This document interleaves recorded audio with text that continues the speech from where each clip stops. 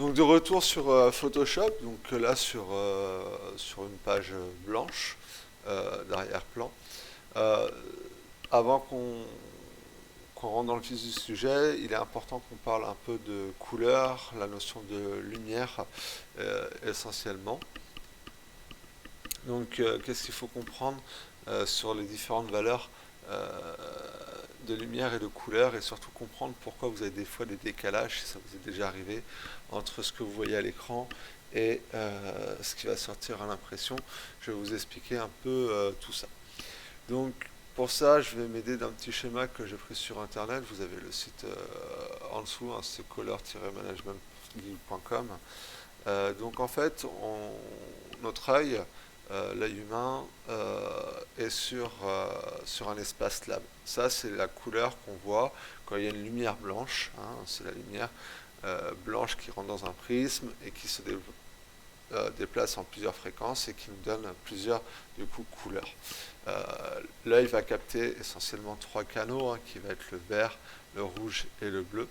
Il va être beaucoup plus sensible sur le vert, car quand même notre environnement est beaucoup plus axé sur le vert que sur les autres couleurs.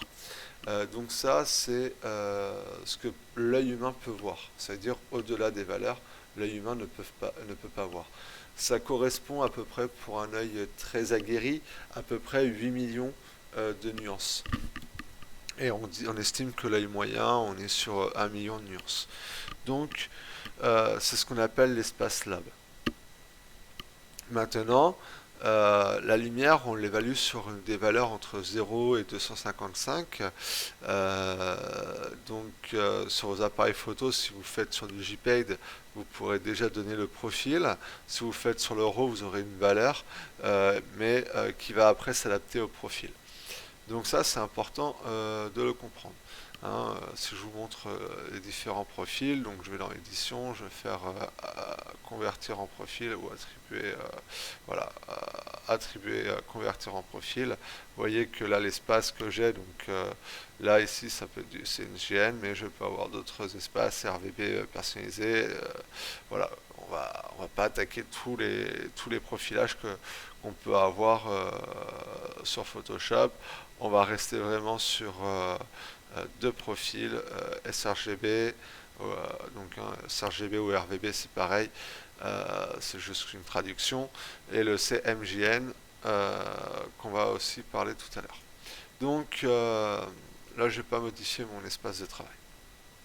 Donc sRGB, Adobe RGB, ou ça aurait pu être autre chose. Donc le RGB, c'est la nuance du triangle qui est à l'intérieur du lab. C'est les couleurs qu'on va pouvoir voir dans ce profil.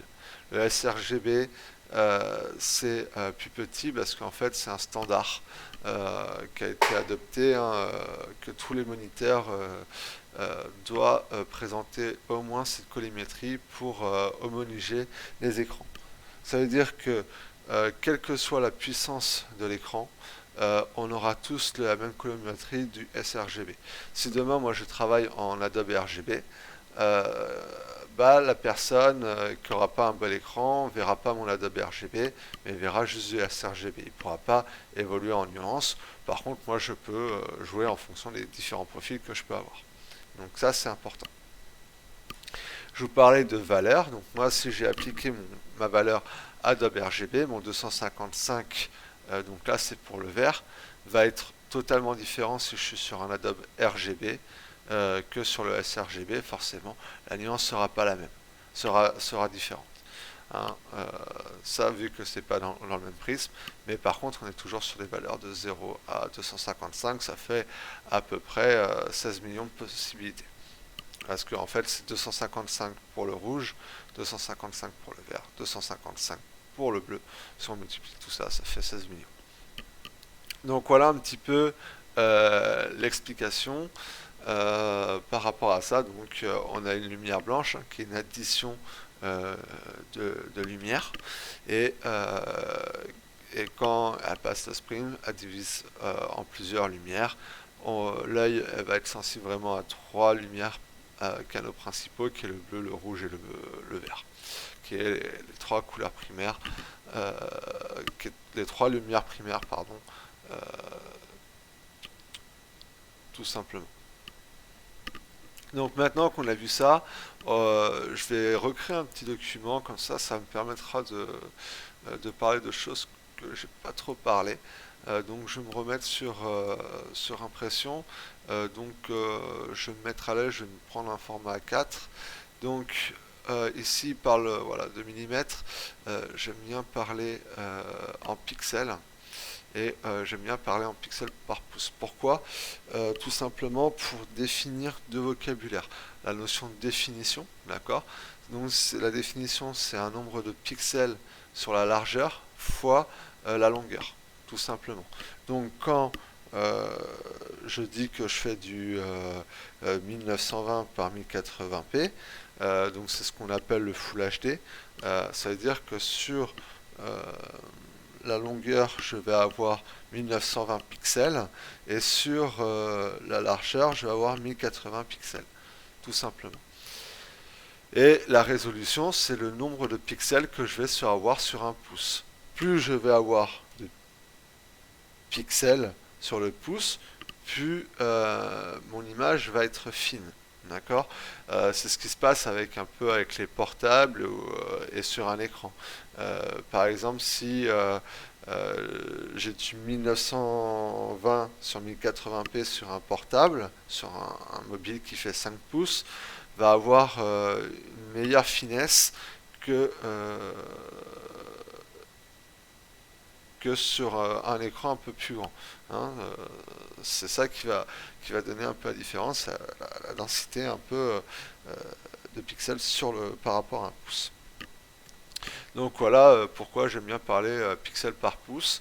Après, c'est vrai que quand on veut utiliser les règles, le centimètre serait beaucoup plus agréable parce qu'on est beaucoup plus euh, habile avec ça. Donc, donc là, vous avez la couleur lab, donc ce serait la couleur vue par l'œil, le CMGM, donc si on veut faire de l'impression, RVB notamment. Donc on va travailler essentiellement sur ces deux valeurs-là pendant la formation. Donc là, je crée mon document. Je vais supprimer pour là l'exemple, comment dire, le fond blanc en fait. J'ai pas forcément envie de fond blanc. Du coup, je vais supprimer son fond blanc et j'ai un fond transparent. Si je crée un nouveau calque, voilà, donc je suis en damier, donc ça veut dire que j'ai aucun pixel qui est colorisé. Tous mes pixels sont transparents sur cette image.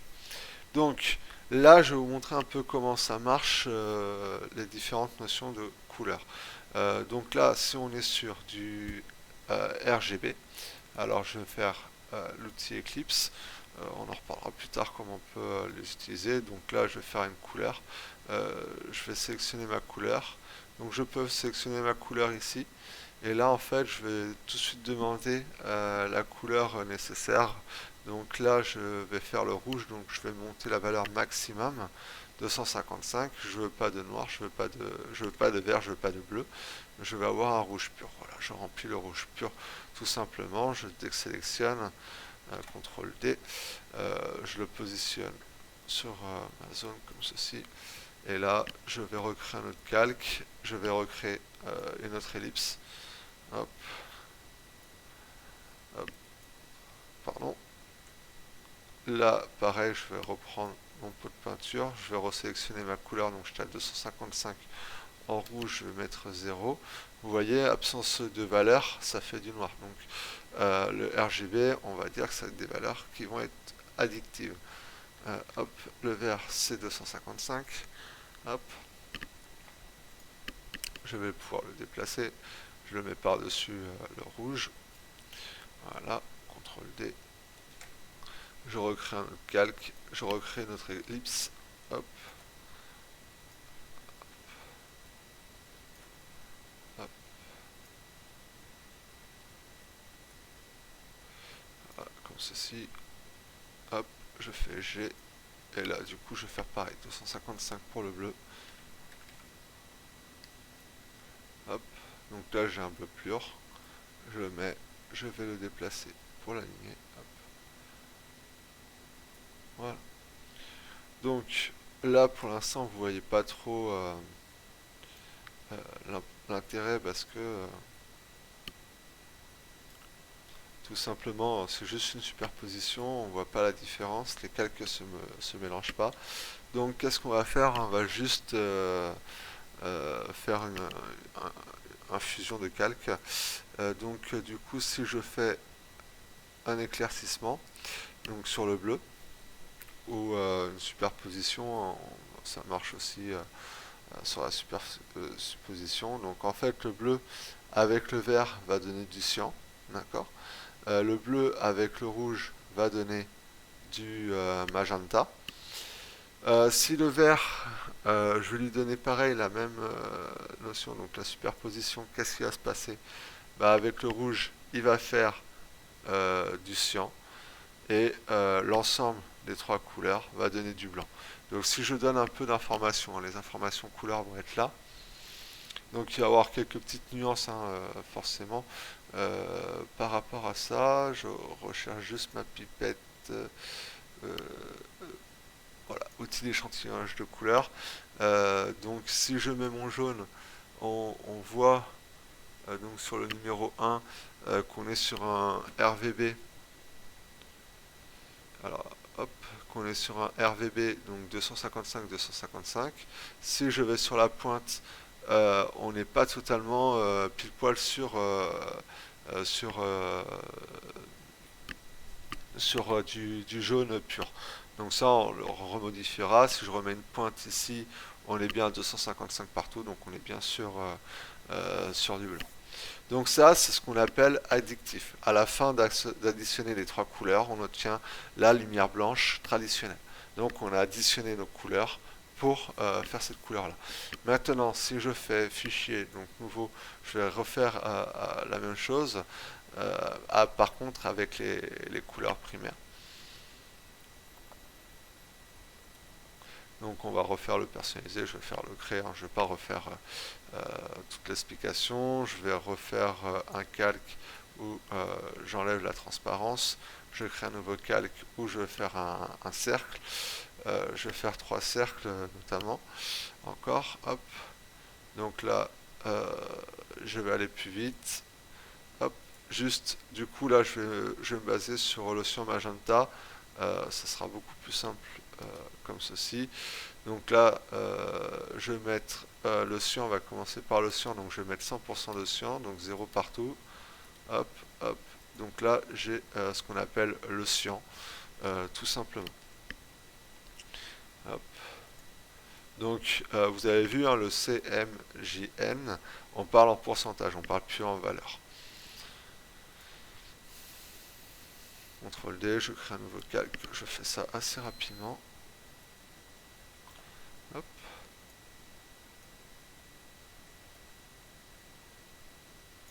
Hop. Donc là, pareil. Donc le CMJM, c'est vraiment fait pour l'impression sur le papier parce qu'on a des cartouches, comment dire, euh, sur magenta, jaune et du noir. Parce que si on mélange toutes les couleurs, on va pas avoir un noir pur, on va avoir un noir qui est pas parfait. Donc du coup,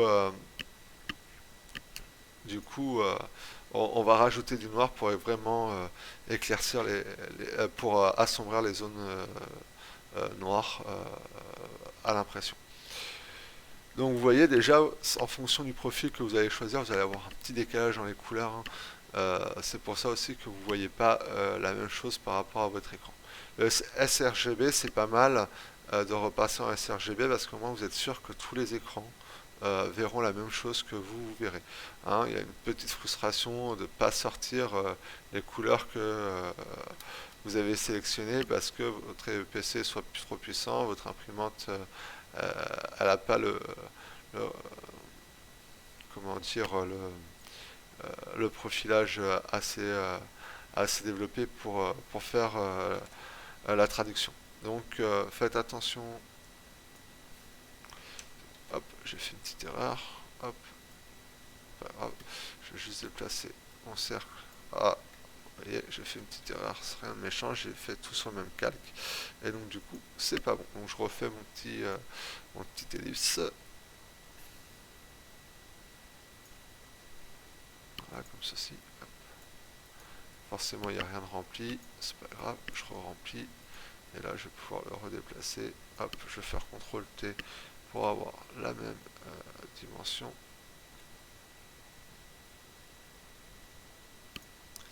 Voilà, à peu près. Donc voilà, donc on a le même cas. Donc qu'est-ce qui va se passer si je refais la même petite expérience. Donc là, je vais obscur, je vais faire, je vais obscur, je vais pas éclaircir, hein, ça sert à rien. C'est un peu comme vous mélangez de la peinture, hein. Vous mettez du cyan avec du jaune, voilà ce qui va arriver. Donc cyan jaune, ça fait du vert, et magenta jaune, du coup, ça fait du magenta. Donc du coup, qu'est-ce qui se passe si j'obscure euh, le magenta?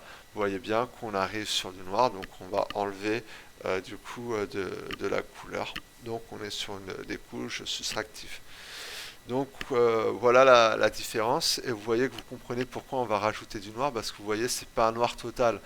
Si je fais une prise d'information, un petit échantillonnage, euh, donc voilà, échantillonnage de la pipette, on n'est pas sur, on est sur, si vous regardez en haut à gauche, vous êtes sur 90% de noir, donc il va me manquer de l'information en noir, c'est pour ça qu'on va rajouter du noir sur le profilage.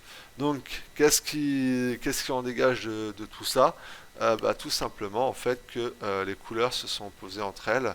Donc le rouge va être opposé au cyan, d'accord? Le vert va être opposé au magenta, et le bleu va être opposé au jaune. Donc faites attention, ça peut vous déstabiliser par rapport à ce que vous avez pu connaître sur l'opposition des couleurs. Donc voilà un petit peu sur les couleurs et les rapports de lumière entre elles. Maintenant on va pouvoir commencer à attaquer un peu sur la prise de niveau.